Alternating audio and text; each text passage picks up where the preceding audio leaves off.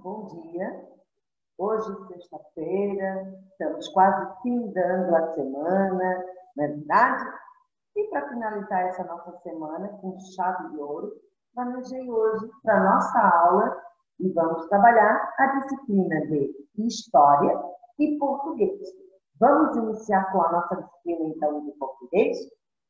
Antes da gente trabalhar a atividade que a tia Carla programou para vocês, lá na nossa atividade, eu vou mostrar depois para vocês, vão ter alguns momentos que eu vou precisar saber por que eu vou usar a pontuação, né? Reticências. Já ouviram falar? Sabem como podemos usar essa pontuação? De que forma vamos usar? Então, vamos recapitular, porque isso são conteúdos já vistos em outra turma, né, em outra série, mas a gente vai recapitular para que a gente possa fazer uma atividade sem dúvida, certo? Então, vejam o que a tia Carla propôs lá no e-mail enviado para vocês. Vou compartilhar.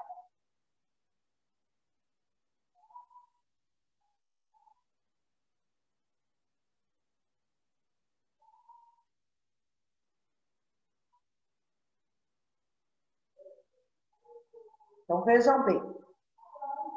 Olha só. Eu coloco aqui um texto, onde esse texto ele vai lembrar, né? Em que momento eu vou estar usando essa pontuação, reticência. Preste atenção, então. Todo mundo sabe que a reticências, né? Reticências, o nome dado a essa pontuação, é uma sequência de 3 pontos. Como, tia Carla? Isso aqui, apresentado aqui, ó. Né? Para melhor visualizar isso aqui. Então, são 3 pontinhos mesmo, como está aqui. Ele é um sinal gráfico que sinaliza, principalmente, a interrupção no discurso. Ou seja, né? O discurso é a fala, o pensamento. Então, esse sinal de pontuação pode ser utilizado em diversas situações. E eu vou citar alguns. Primeiro, para interromper um pensamento de forma que o leitor subentenda o que seria enunciado ou imagine. Então, algo que ele vai supor que a pessoa vai falar. Então, por exemplo, ele disse que não queria, mas... Então, ele pode supor o quê? Mas ele aceitou, mas ele disse que quer. Então, algo que tu está supondo, né? Que tu está subentendendo. Ou, letra B, nada disso teria acontecido se... Você sabe, né? Então, eu estou usando para subentender, né? Que eu vou imaginar o que eu quero falar. Segunda, para indicar hesitações comuns na oralidade. Então, para o êxito na hora que eu falo. Então, por exemplo, daí ele pegou, como se diz mesmo, uma boina. Ele está dando o êxito. A mesma coisa. Na segunda, não sei se você vai, mas não sei. Penso que será muito bom. Está dando uma hesitação, certo? Terceira, em trechos suprimidos de um texto, ou seja, aquele momento que eu vou tirar parte de um texto, eu não quero escrever esse texto todo, por várias razões, porque é um texto grande, porque aquela parte que eu vou escrever é o que me interessa. Então, por vários motivos, eu vou tirar aquele pedaço daquele texto, mas ele tem uma continuidade. Então, o que eu faço? eu vou colocar o ponto de reticências, ou seja, estou dizendo que antes desse trecho tem coisa escrita, e a mesma coisa aqui no final, né? Porque depois desse trecho também tem algo que dá continuidade. Então, o trecho que foi tirado, não existe texto incoerente em si, mas texto que possa ser incoerente para determinada situação comunicativa. E assim vai. A mesma coisa no exemplo 2. O trecho que foi retirado, que está aqui, que é o exemplo, foi tirado de um texto aonde o que existe além dele não teve necessidade para copiar, ou não teve necessidade para digitar. Então, eu vou colocar o ponto de reticência tanto no início como no fim. Vamos supor que eu tirei o último trecho do texto. Claro que não vai ter continuidade. Aí eu não preciso representar aqui no final. Por quê? Porque o texto vem só antes do trecho que eu tirei. Mas deu para entender? Jóia. E, por fim, nós temos a quarta, né? A quarta situação. Para transmitir mais emoções e subjetividade para quem lê. Quando eu falo em subjetividade, eu estou me referindo a algo que vai variar de acordo com o seu julgamento, o seu entendimento. E isso pode ser de sentimento, pode ser de gosto, pode ser de opinião. Então, eu posso sim estar usando a reticência nessa situação, né? Então, aqui, ele é um poema de Castro Alves, né? O nome do poema é Navio Negreiro, e aí foi retirado, foi colocado aqui, ó, nesse poema, as reticências aonde a pessoa, estamos em pleno mar. Aí tem as reticências aqui. Percebam que aqui, ó, eu tenho o início e as reticências aqui, e no final e as reticências. Que situação é essa que eu estou colocando aqui para usar essa reticência?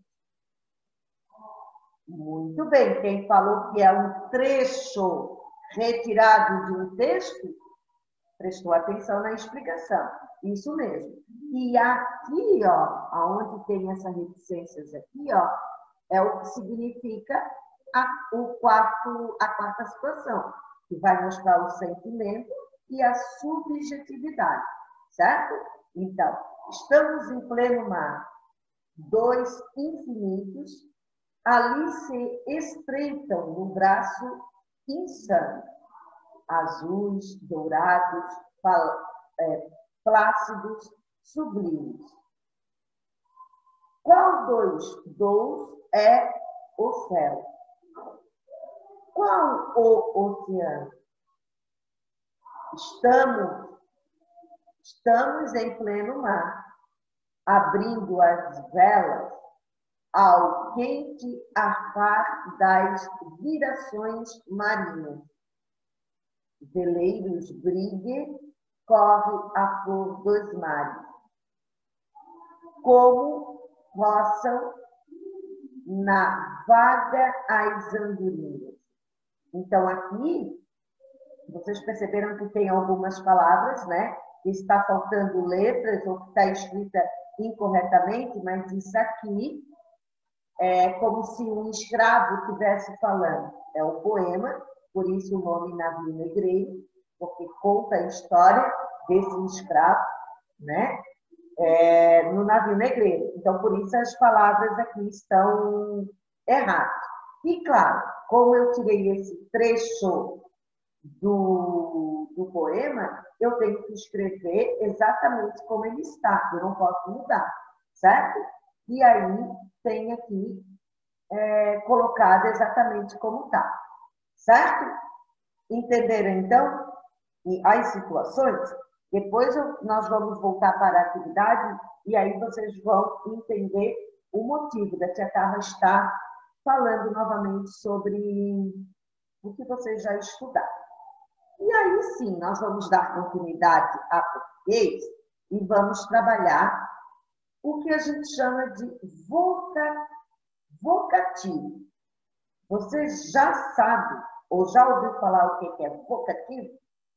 Então, o vocativo, ele é um termo que ele vai indicar o chamamento, a invocação, interpelação, ou seja, eu vou chamar, né? Eu vou chamar uma pessoa, ou seja, um interlocutor. Ele pode ser real ou fictício, certo?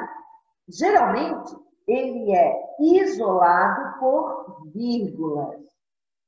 Geralmente, quando a pausa for curta ou com o ponto de exclamação, interrogação ou reticências. Quando for uma pausa longa. Exemplo, nós temos aqui, né? Quando a gente faz o vocativo, ele pode aparecer em diversas maneiras na frase. Ele pode surgir no final ou no início da frase. E aqui a tia Carla coloca alguns exemplos, tá? Então, olha só. Professora, queremos saber as notas. Então, qual é o vocativo aqui? Professor. Não diga dessa forma, Manuela. Qual é aqui? Manuela, né? Não diga dessa forma, Manuela. Então, o vocativo aqui é Manuela. Percebam que a primeira frase, o vocativo está no início. Na segunda frase, ele está no final. Mas também podemos ter no meio da frase. E aqui para baixo nós temos assim, ó. Oh, meu amor, isso não se faz. Onde está o vocativo? Meu amor. Veja, meu querido, que lindo lugar. O vocativo, meu querido. Nesse momento, Luiz Paulo deixa a luz acesa. Luiz Paulo, tivemos azar, amiga, de ninguém encontrar. Vocativo, amiga. Amanhã será Dona Elisa, dia da festa. Então, Dona Elisa. Então, vejam aqui que eu dei alguns exemplos de vocativo, aonde ele está no início, ele está também algumas vezes no final, e eu posso encontrar, sim, no meio da frase, certo? Então, vamos lá para a nossa atividade de português. Então, no nosso livro, onde é que está o livro? Está aqui. Lá no nosso livro, ó, lá no nosso livro, na página 151, questão 10, diz assim: observe as palavras destacadas nestas frases e depois ressalte as questões. Então, eu tenho a primeira frase que diz assim: seu Afonso, eu quero um caderno bem bonito. E aí, aqui está, certo? Em negrito, a palavra C. Depois, a segunda frase: vou contar ao seu avô que você quis me passar a perna me dando uma moeda falsa. Se eu perguntar para você, o seu que eu tenho aqui e o seu que eu tenho aqui, ele tem o mesmo significado? Quando eu converso com vocês, né? Quando eu faço essa leitura, vocês conseguem perceber se ele tem o mesmo significado ou se ele tem significado diferente? Quando eu digo assim, seu Afonso, o que vocês entendem? Ah, Quem falou para a tia Carla assim, tia Carla, quando eu falo seu Afonso, eu estou meio que uma forma de tratamento, né, com essa pessoa. Sim, é como se eu estivesse dizendo, Senhor Afonso, né? Então, ele está ali no significado de Senhor, né? Uma palavra de tratamento. Agora, quando eu digo assim, ó, vou contar ao seu avô, o seu aí é igual a do tratamento? Senhor avô? Não, né? Quem disse, e eu quase escutei assim um pensamento, alguém dizendo assim, ó, não, tia Carla, o seu aí, ele está dando sentido de posse. Muito bem. Então, seu é uma palavra de pronome de possessivo. Pronome possessivo. É um nome que dá sentido e significado de posse. Aí está o significado das palavras. Aí, claro, na letra A, diz assim, o significado da palavra destacada é o mesmo nas duas frases. Diante da minha explicação, vocês vão colocar se é ou se não é. E vão justificar, vão dizer por que vocês estão dizendo. Se é ou se não é. Certo? Na letra B diz assim, agora elabore duas frases usando a palavra seu, usando os dois significados descobertos por você. Então, você vai usar o seu, né, demonstrando na frase os dois significados que ele tem, certo? Então, vocês vão ter que fazer duas frases, um para cada significado, perfeito? Depois, questão 11. Aí vem a necessidade de eu saber por que eu uso e de que forma que eu estou usando a minha reticência. Então, diz assim, observe o uso de reticências neste trecho do texto. Então, aqui, ele vai tirar um trecho do texto, né? Tanto desse aqui, como desse aqui. Os dois. Ele tirou. Vocês vão ler em casa e vão responder. Para que as reticências foram usadas nos trechos assim? Foi usada para quê? Para indicar uma suspensão, né? Lembra lá? Interromper o que estava falando? Interromper a ideia? Ou foi utilizada para mostrar que foi um trecho retirado de um texto?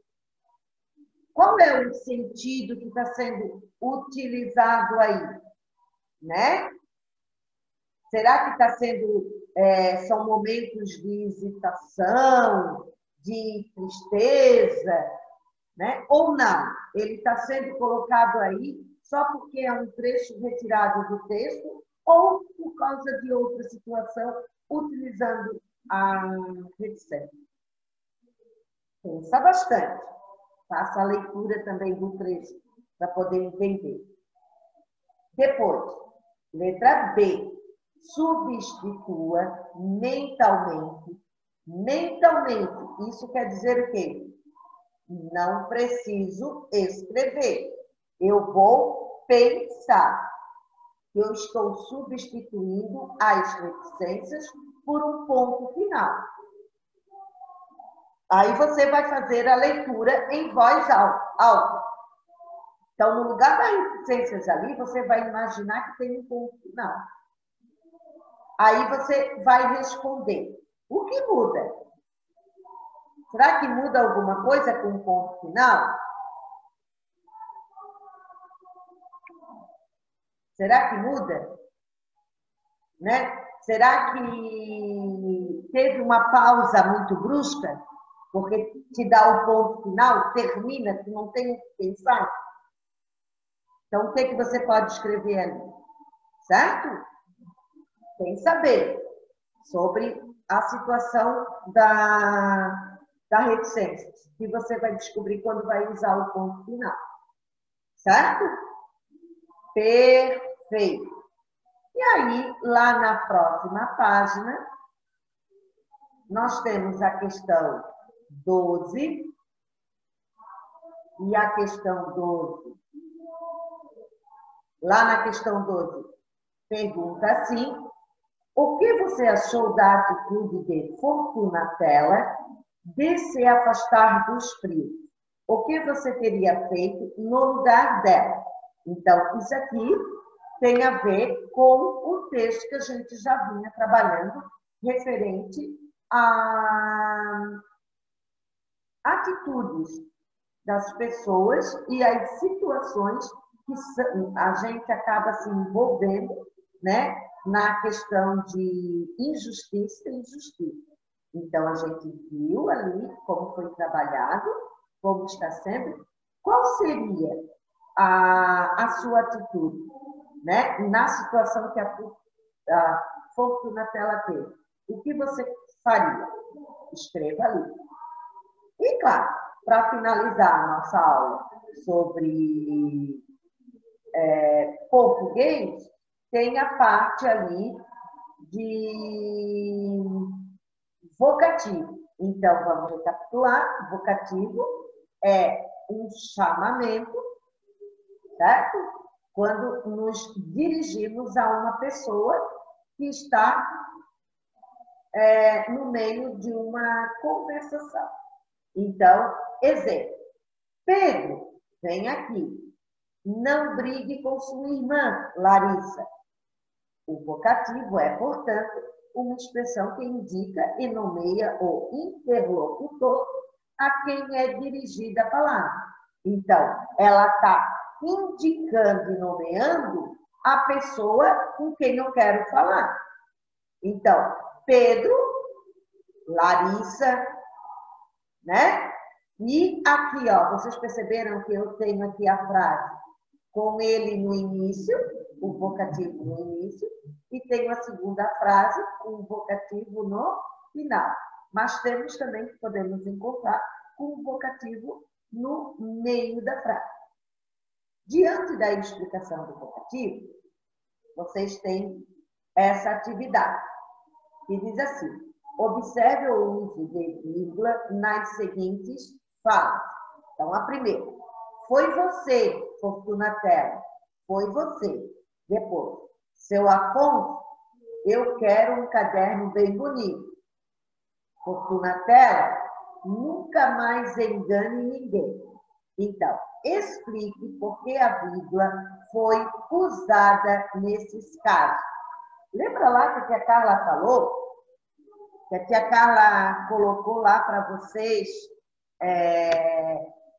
que ele geralmente vem com uma vírgula, né? Para quê? Para poder isolar, para poder mostrar qual é o vocativo nessa expressão, certo? Então, é como se eu fosse usar para chamar alguém. Então, eu preciso da vírgula. Foi você, Fortunatella.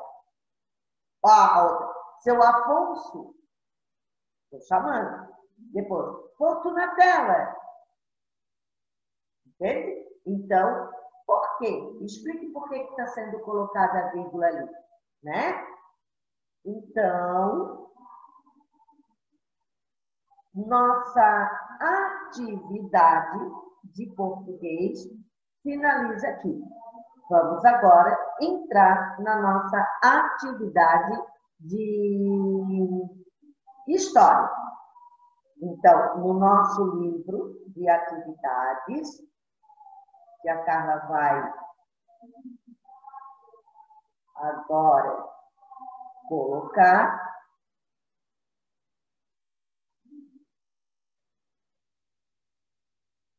Só um pouquinho. Só um pouquinho.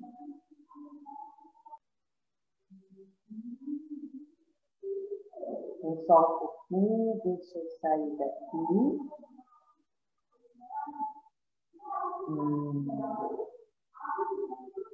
Só um pouquinho.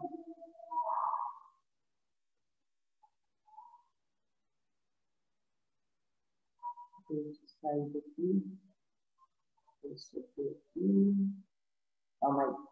Deixa que a Carla compartilhar de novo, porque a Carla se perdeu um pouquinho. Bom, aqui, ó. Então, lá em história, como a tia Carla veio falando com vocês, lá no nosso livro,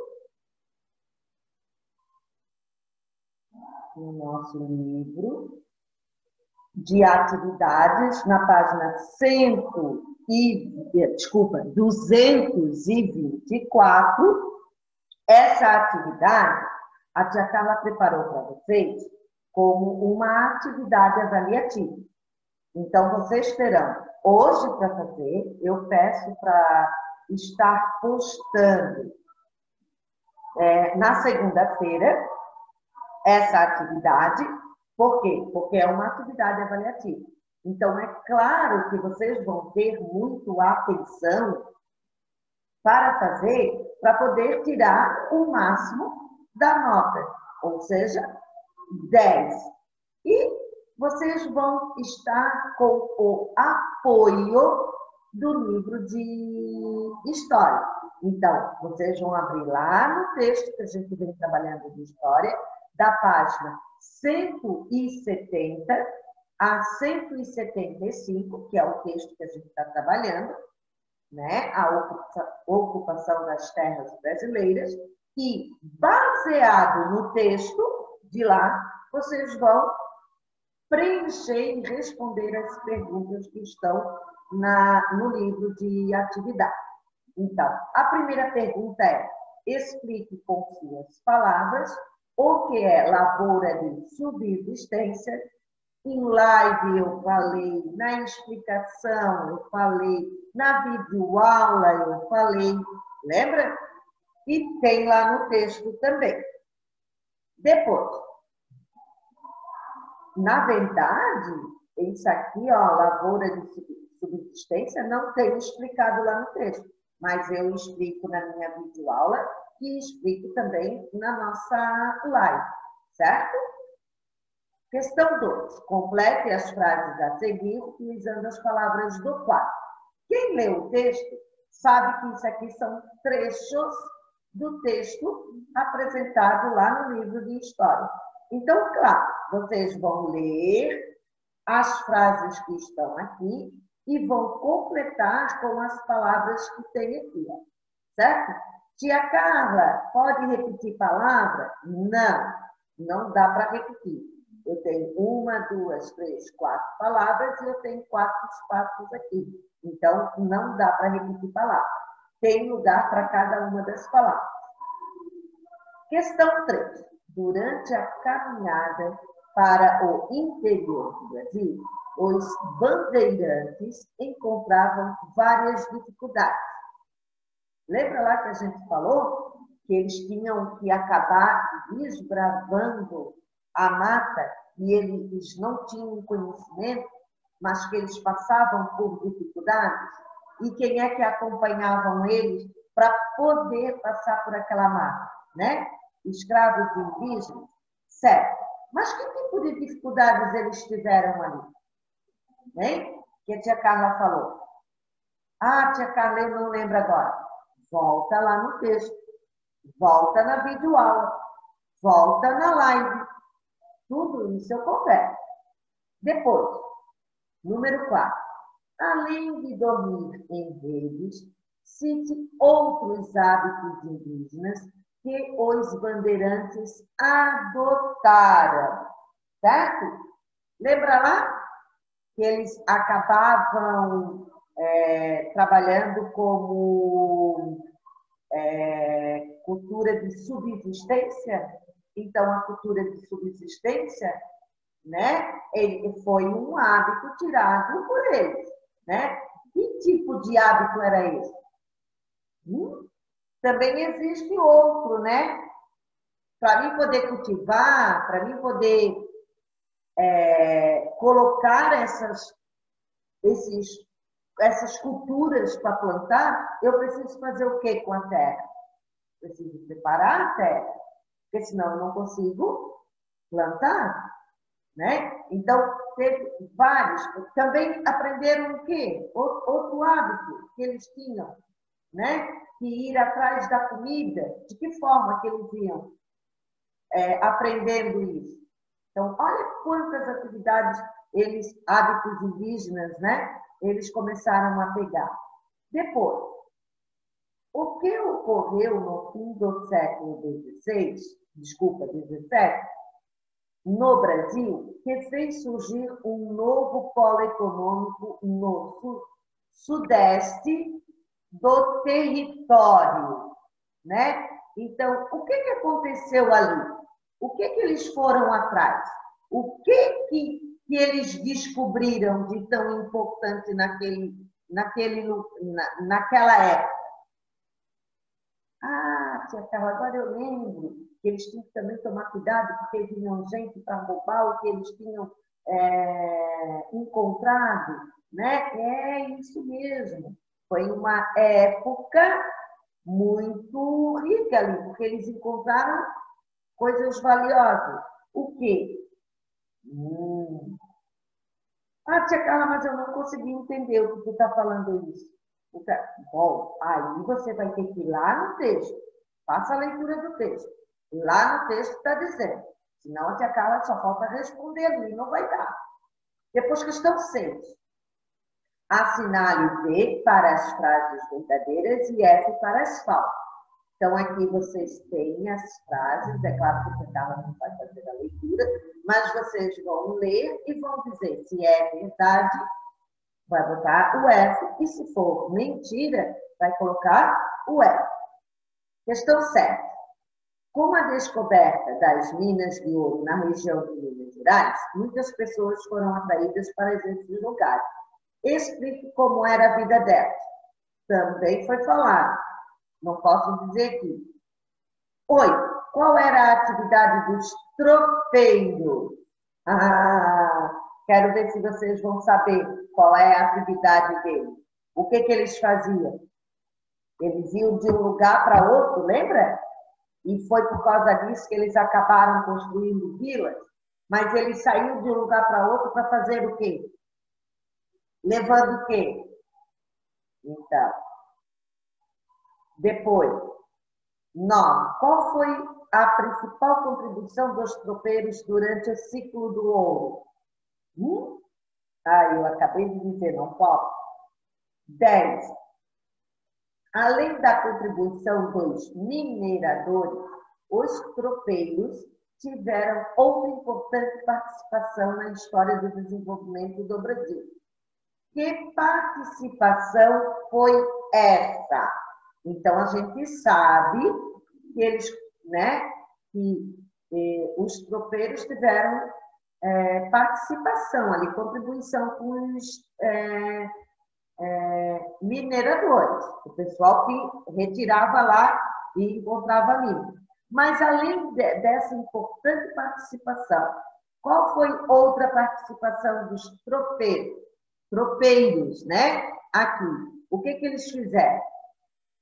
Depois, 11, ligue a primeira com a segunda coluna. Tia Carla não fechou aqui, ó. Aqui eu dei de graça para vocês, né? Eu nem vou falar. O Salvador e Rio de Janeiro. O que cada uma faz? Depois, 12. Em que ano e por que a cidade do Rio de Janeiro se tornou a capital do Brasil? Está lá no texto. 13. Como a mudança da capital, ocorreram algumas transformações na cidade. Escreva que mudanças foram essas. E 14. Pesquise em livros e na internet as seguintes questões. Qual é a origem do nome da cidade do Rio de Janeiro? Hein? Será que vocês vão conseguir? Isso é uma pesquisa. Não está no nosso texto. Vocês precisam pesquisar. E na letra B, quem foi o fundador da cidade do Rio de Janeiro? Né? Quem é que fundou? Quem é que fez? Qual era o principal objetivo de fundar essa cidade? Por quê? Ele fundou essa cidade. O que ele queria? Certo? Também é uma pesquisa. Então, a nossa aula de história termina por aí. Então, vocês têm da página 224 a 226 para responder essas questões. Então, é uma atividade avaliativa. Pesquisem, vocês têm o material aí para pesquisa, né? Então, pesquisem, façam a leitura do texto, não escrevam qualquer coisa, para que a tia Carla possa dar a nota, certo? E como é que a tia Carla vai avaliar esse texto? Então, esse texto, deixa a tia Carla ver aqui direitinho, para a tia Carla não se confundir. Deixa eu olhar aqui. O que a tia Carla pede? Ó, a tia Carla pede que essa avaliação vocês devem postar no dia 21/9, segunda-feira. Então, vocês terão sexta à tarde para fazer, sábado, domingo e segunda para postar. Vocês terão a segunda o dia inteiro para postar atividade. Ah, tia Carla, mas o que acontece se eu não conseguir postar na segunda? Bom, partindo de terça-feira, aí a nota vai ser comprometida, porque responsabilidade é responsabilidade.